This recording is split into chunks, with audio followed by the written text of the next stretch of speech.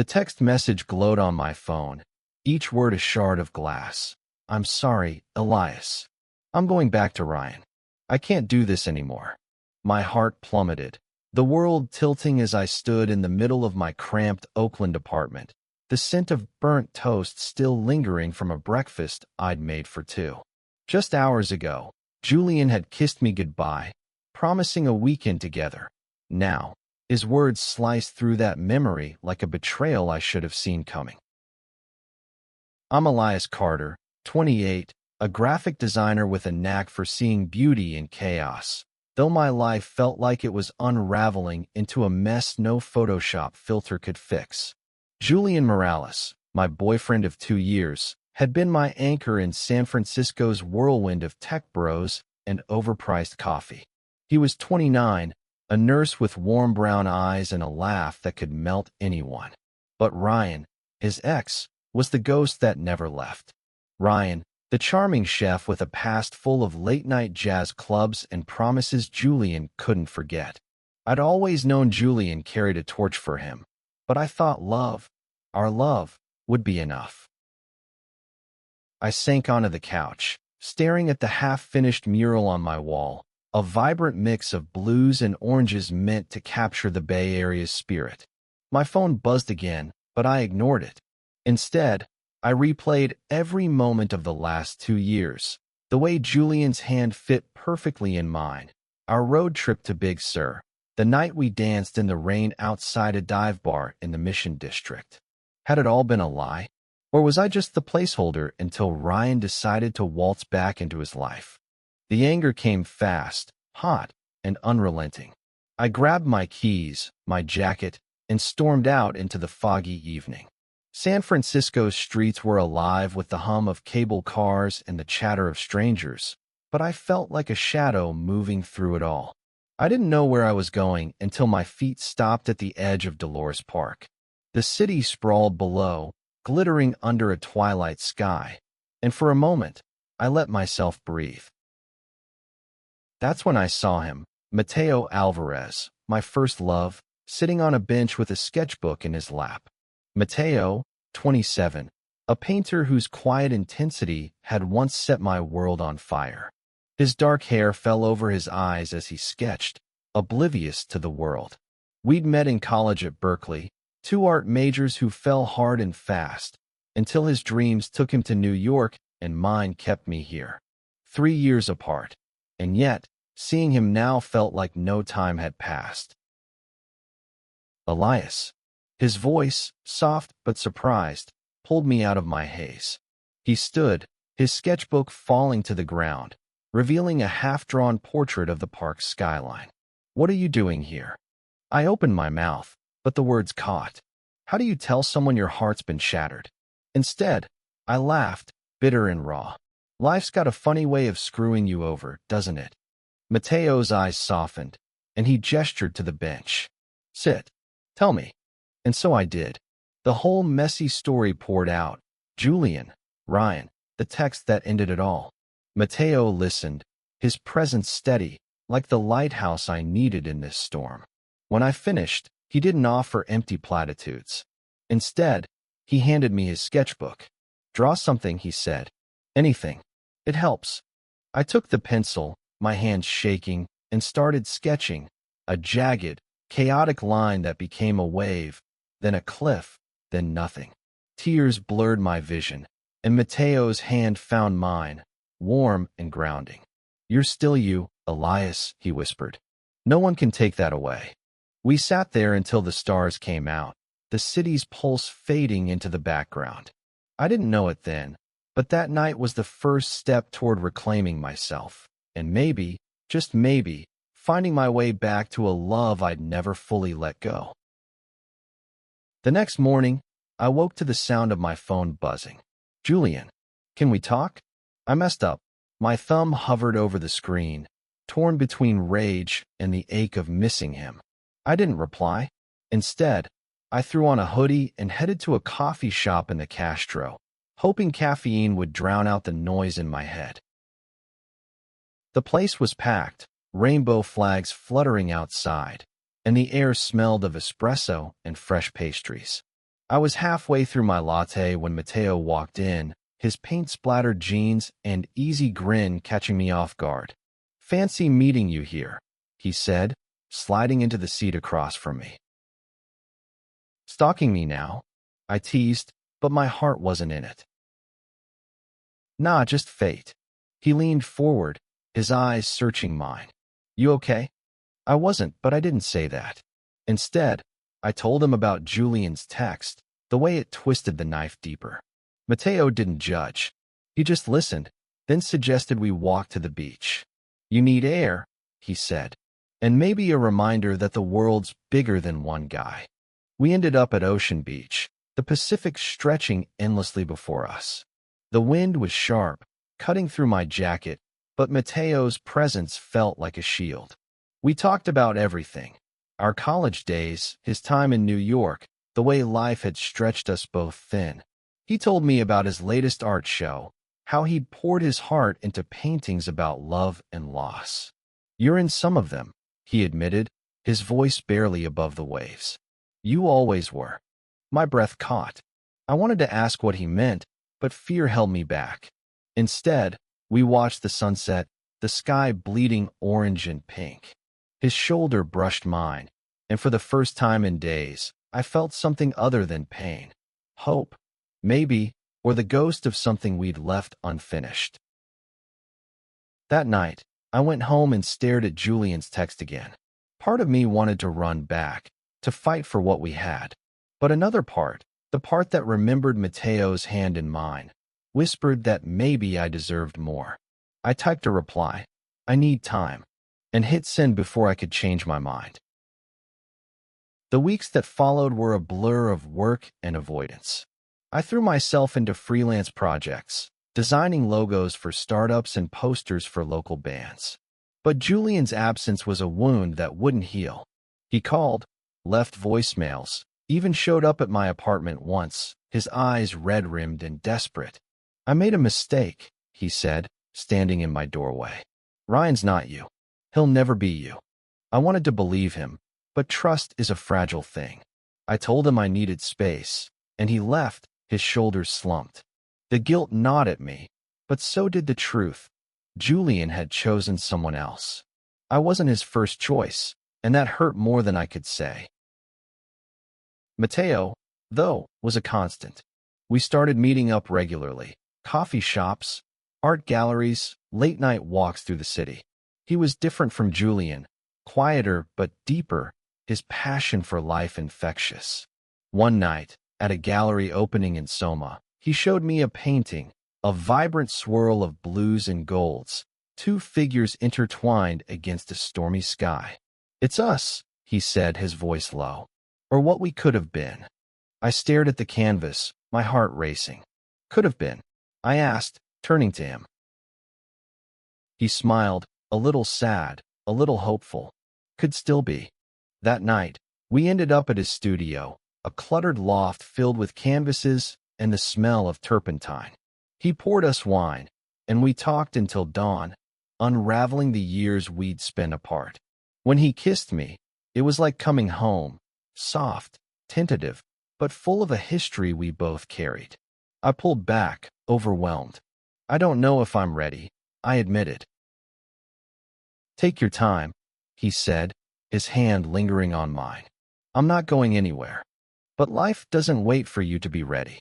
The next day, Julian showed up again, this time with flowers and a letter. "Read it," he begged. "Please." I took the letter, my hands trembling.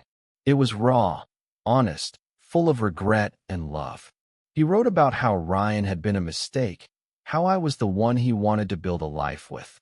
I didn't know what to feel, anger, hope, or something in between. I looked at the mural on my wall, the one I'd never finished, and wondered if some things were meant to stay incomplete. I stood in my apartment, Julian's letter clutched in my hand, the words blurring as my mind spun. Part of me wanted to tear it up, to let the pain of his betrayal fuel my resolve to move on. But another part, the part that still remembered his laugh, his touch, the way he'd hum off key while cooking, wanted to believe he could change. I didn't read the letter right away. Instead, I shoved it into a drawer and called Mateo. "Can I see you?" I asked, my voice shaky. "Always," he replied, no questions asked. An hour later, we were at a diner in the Haight, neon lights buzzing overhead, the smell of greasy fries filling the air. I told him about Julian's visit, the flowers, the letter I couldn't bring myself to read. Mateo's eyes, dark and steady, held mine as I spoke. "You don't owe him anything, Elias," he said, stirring his coffee. "But you owe yourself the truth. Read the letter. Figure out what you want." His words stuck with me, heavy and true. That night, alone in my apartment, I pulled out the letter. Julian's handwriting was messy, like he'd written it in a rush, but every word felt deliberate. "I was scared," he wrote. "Ryan was safe, familiar. But you're everything I didn't know I needed. I'm sorry I hurt you. I'll spend the rest of my life making it right if you let me." I cried, not just for Julian, but for the version of myself who'd believed in us. I wanted to hate him, but love doesn't work that way. It lingers, messy and stubborn, even when you wish it wouldn't. The next day, I met Julian at a park near his hospital. He looked exhausted, his scrubs wrinkled, his eyes searching mine for forgiveness. "I don't expect you to take me back," he said, his voice breaking. "But I need you to know I love you. I always have." I didn't know what to say. Part of me wanted to fall into his arms, to pretend the past didn't exist. But Mateo's words echoed in my head. "Figure out what you want." "I need time," I told Julian, echoing my text from weeks ago. He nodded, his jaw tight, and walked away. Mateo became my refuge, a safe harbor in the storm of my emotions. We spent hours exploring San Francisco, from the murals of Clarion Alley to the hidden gardens of Nob Hill. He showed me his latest project, a series of paintings inspired by the city's fog, ethereal, haunting, and full of longing. "You're in these too," he said, pointing to a canvas where two shadows stood against a misty skyline. "You're always in my work." His words stirred something in me, a mix of guilt and desire. I was falling for him again, or maybe I'd never stopped. But Julian's letter, his apologies, his promises, they tugged at me, pulling me in two directions. I felt like I was betraying both of them, and worse, myself. One evening, we ended up at a jazz club in the Fillmore, the kind of place Julian used to love. The music was raw, soulful, and it hit me like a wave. Mateo leaned close, his breath warm against my ear. "Dance with me," he said. I hesitated, but he took my hand, leading me to the small dance floor. We moved slowly, his arms around me, the world fading until it was just us and the music. His lips brushed my temple, and I felt a spark I hadn't felt in years. "I missed this," he whispered. "I missed you." I wanted to stay in that moment forever, but reality crashed in. My phone buzzed in my pocket. Julian, again. I didn't answer, but the spell was broken. Mateo saw the look on my face and stepped back, his expression unreadable. "You're not over him," he said, not accusing, just stating a fact. "I don't know what I am," I admitted, my voice raw. "I'm trying to figure it out." He nodded, but there was a flicker of hurt in his eyes. "I'll wait," he said, "but not forever." The next week was torture. Julian kept reaching out, his messages a mix of hope and desperation. "I'm not giving up on us," he wrote. "I know I messed up, but I'm here." I wanted to believe him, but trust is hard to rebuild once it's broken. Meanwhile, Mateo gave me space, but his absence felt like a hole in my chest. I threw myself into work, designing a mural for a community center in the Mission. The project was a welcome distraction, but it also brought me closer to Mateo, who was volunteering there, teaching art to kids. Watching him with them, patient, encouraging, his hands guiding theirs over canvas, reminded me of why I'd fallen for him in college. He was steady, kind, the kind of person who made you want to be better. One afternoon, As we cleaned paintbrushes side by side, he asked, "Have you read Julian's letter again?" I nodded. "It's all I think about. Him, you, what I'm supposed to do." He dried his hands, his gaze steady. "You don't have to choose right now, but you can't keep running from it either." He was right, but the truth scared me. That night, I went to Julian's apartment, unannounced. He opened the door, surprise flashing across his face. "Elias, I need to know." I cut him off. "Why, Ryan? Why now?" He let me in, and we sat on his couch, the same one we'd spent countless nights on, watching bad movies and dreaming of a future. He told me everything. How Ryan had come back, promising the life they'd planned years ago. How Julian had been caught up in nostalgia, only to realize it was a mistake. "I thought I could go back," he said. "But I don't want that anymore. I want you." His words were everything I'd wanted to hear, but they didn't erase the hurt. I left without giving him an answer, my heart heavier than ever. The turning point came at the community center's mural unveiling. The wall was a riot of color, a celebration of San Francisco's diversity, and I'd poured every ounce of myself into it. Mateo was there, his pride evident as he stood beside me, his hand brushing mine. Julian showed up too, uninvited, his presence like a storm cloud. The crowd applauded as the mural was revealed, but I barely heard them. Julian approached, his eyes pleading. "Can we talk?" he asked, his voice low. Mateo stepped closer, protective but calm. "Elias, you don't have to do this now." I looked between them. Julian, the man I'd built a life with, and Mateo, the man who'd reminded me who I was. The weight of their gazes was suffocating. "I need a minute," I said, slipping outside. The night air was cool, the city's lights sparkling below. I thought of the mural, of the way art had always been my way of making sense of the world. Julian had been my present, but Mateo was my past, and maybe my future. I couldn't keep them both, but I didn't know how to let either go. I stood outside the community center, the hum of the crowd fading behind me. San Francisco's skyline glittered in the distance, a reminder of how vast the world was, yet how small my choices felt. Julian or Mateo, or neither. The decision was a knot in my chest, tightening with every breath. I went back inside, avoiding both their gazes. The event was winding down, kids running around with paint-stained hands, their laughter a stark contrast to the turmoil inside me. Mateo found me first, his voice gentle. "You don't have to decide tonight, Elias, but you're tearing yourself apart." "I know," I said, my throat tight. I don't want to hurt anyone." He smiled, sad but understanding. "Sometimes you can't avoid that. Just don't hurt yourself in the process." Julian approached next, his expression cautious. "Can we talk now?" he asked, glancing at Mateo. There was no hostility, just a quiet resignation, like he knew he was fighting a losing battle. "Not here," I said. "Tomorrow. I promise." He nodded, and for the first time, I saw something new in his eyes, acceptance, maybe, or the beginning of letting go. It broke my heart all over again. The next day, I met Julian at a cafe in North Beach, the kind of place where poets used to argue and dreamers still scribbled in notebooks. He looked nervous, his fingers tapping the table. "I know I hurt you," he started, his voice low. "But I'm not that guy anymore. I want to prove it." I listened as he poured out his heart, his words raw and earnest.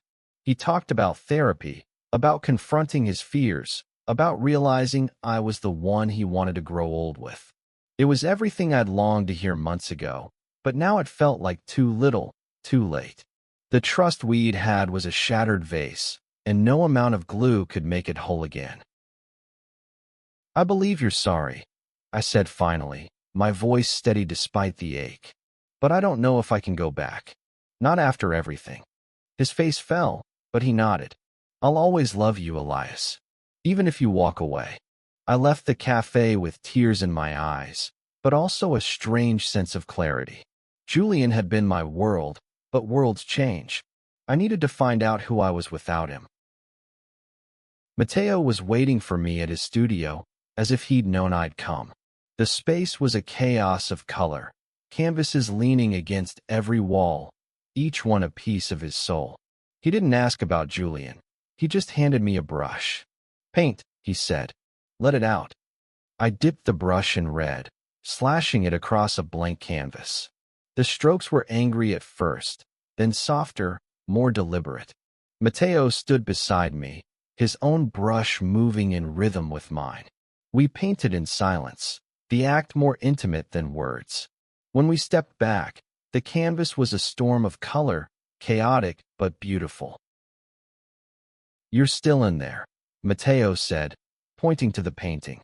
"The Elias I fell in love with. He's still you." I turned to him, my heart pounding. "What if I'm not ready to be that guy again?" "Then I'll wait," he said simply. "But I'm not letting you go without a fight." His words were a lifeline, pulling me from the wreckage of my heartbreak. We spent the rest of the day together, not painting but talking, laughing, remembering. He told me about his dreams, about wanting to open a gallery for queer artists, about building a life rooted in love and art. I saw a future in his eyes, one I hadn't dared imagine since Julian's betrayal. But doubt lingered. What if I was just running to Mateo because he was safe, familiar? What if I was repeating Julian's mistake, chasing a past that couldn't hold up to the present? I didn't have answers, but for the first time, I felt okay with that. Weeks passed, and I started to find my footing. I took on more freelance work, moved into a new apartment in the Sunset District, and began sketching again, filling notebooks with ideas for murals and designs. Mateo was a constant, not pushing but always there, his presence a quiet reminder that I was enough. Julian faded into the background, his texts less frequent, his apologies replaced by silence. I didn't hate him, I just didn't need him anymore. The mural at the community center became a local hit, drawing visitors from across the city. Every time I saw it, I thought of Mateo, of the way he'd helped me rebuild myself stroke by stroke. One evening, we walked along the Embarcadero, the Bay Bridge glowing in the distance. The air was crisp, the kind of night that made you feel alive. Mateo stopped, turning to face me. "I need to say something," he said, his voice steady but nervous. "I love you, Elias. I never stopped. And I know you're scared, but I'm all in if you are." My breath caught. I thought of Julian, of the pain of being second choice. I thought of Mateo, of the way he'd always seen me, even when I couldn't see myself. "I'm scared," I admitted. "But I love you too." He smiled, pulling me into his arms, and we stood there, the city humming around us. It wasn't a fairy tale ending. It was real, messy, and full of possibility. I didn't know what the future held, but for the first time, I wasn't afraid to find out. The months that followed were a dance of rediscovery. Mateo and I didn't rush into anything. We took our time, building something new on the foundation of our past. We spent weekends exploring the city, from the vibrant chaos of Chinatown to the quiet trails of Marin headlands. Each moment with him felt like a brushstroke, adding color to a life I'd thought would stay gray. I kept the mural at the community center as a touchstone, visiting it when doubt crept in. It reminded me of who I was becoming, a man who could love again, who could trust again. Mateo's gallery project took shape, and I helped him design the logo, a swirling blend of colors that echoed our shared history. Watching him pour his heart into it, I realized love wasn't just about passion. It was about showing up, day after day, even when it was hard. Julian reached out one last time, a simple email. "I'm happy for you, Elias. Be well." I read it, then archived it. He was part of my story, but not my future. I wished him well, silently, and let him go. One spring evening, Mateo and I stood on Ocean Beach, the same place where we'd reconnected months ago. The sunset painted the sky in hues of pink and gold, and the waves whispered secrets to the shore. He took my hand, his fingers warm against mine. "I want to build a life with you," he said, his voice steady. "Not just now, but for good." I looked at him, at the man who'd seen me at my worst and loved me anyway. "I'm in," I said, my voice breaking with emotion. "All in." We kissed, the world falling away until it was just us, two souls finding their way back to each other. The driftwood log nearby, the one from my imagined prompt, seemed to glow in the fading light, its carved words, "Love finds its way back, a quiet promise." Years later, I'd look back on that moment as the start of something unbreakable. Mateo and I opened the gallery together, a space where queer artists could tell their stories. My murals spread across the city, each one a testament to resilience, to love, to the beauty of starting over. The pain of Julian's betrayal became a distant memory, a chapter that shaped me but didn't define me. Love, I learned, isn't about being someone's first choice or their only choice. It's about choosing yourself, then finding someone who chooses you back, every day, without hesitation. Mateo did that for me, and I did it for him. Together, we painted a life brighter than I'd ever dreamed. One stroke, one moment, one love at a time.